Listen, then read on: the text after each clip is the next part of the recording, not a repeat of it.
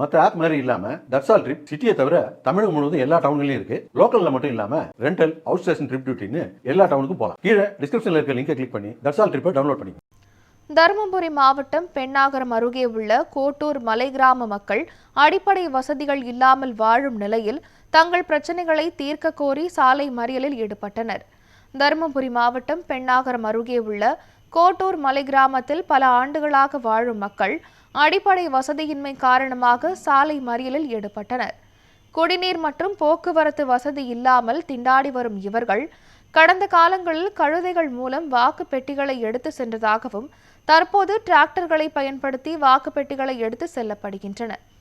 அரசியல்வாதிகள் தேர்தலுக்கு பிறகு தங்கள் பிரச்சினைகள் குறித்து கவலைப்படவில்லை என்று கூறி சாலை மறியலில் ஈடுபட்டனர்.